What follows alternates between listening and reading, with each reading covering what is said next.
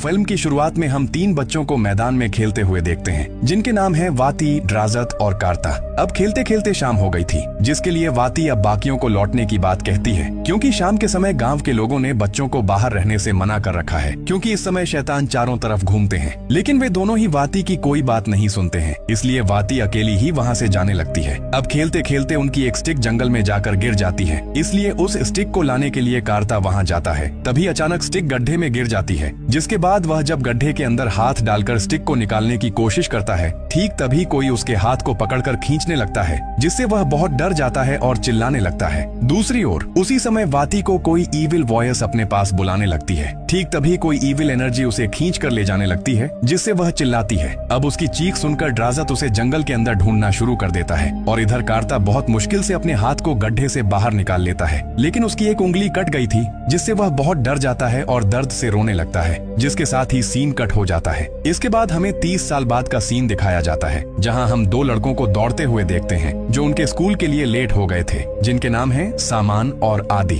अब दौड़ते दौड़ते उनकी मुलाकात कार्ता से होती है, जो पूरा पागल जैसा हो गया था, जिसके लिए वह अब जंगल के अंदर रहता था। इसके बाद वे दोनों स्कूल पहुंचते हैं, जहां उनकी टीचर मिस वोरो उन पर बहुत गुस्सा हो जाती है, क्योंकि वे रोज की तरह आज भी लेट हो गए थे, जिसके लिए मिस वोरो उन्हें क्लास के बाद पनिशमेंट देती है। ठीक तभी वहाँ उनकी क्लासमेट आयु चली आती है, जो मिस वोरो के पास अपना होमवर्क चेक कराने आई थी। यहाँ हम जानते हैं कि आयु मिस वोरो की फेवरेट स्टूडेंट थी, जिसे वह अपना एक पेन गिफ्ट करती है। अगले सीन में हम सामान और आदि को मिस्टर मार्तो के शॉप पर जाते हुए देखते हैं, जहाँ सामान को रोज हनी डिलीवर करना होता था, लेकिन आज नींद से उठने में लेट होने के कारण वह हनी डिलीवर करना भूल गया था। इसलिए मिस्टर मार्तो उसे लास्ट वार्निंग देकर कहते हैं, अगर इसके बाद भी वह हनी डिलीवर करना भूल जाता है तो वह उसके बड़े भाई साम्यून के पास उसके नाम की शिकायत करेगा। इसके बाद हम आयु को देखते हैं। आयु मिस्टर मार्तो की बेटी है, जो अपने अंकल को खाना देने जा रही थी, जहां हम जानते हैं कि आयु का अंकल और कोई नहीं कार्ता ही था, जिसे वह रोज खाना देने जाती थी। इसके बाद वह जब कार्ता के पास पहुंच जाती है, वहां कार्ता आयु को देखकर जल्दी से यहां से चले जाने को कहता है, क्योंकि शाम हो रही थी और शाम के समय बाहर निकलना गाँव में मना था।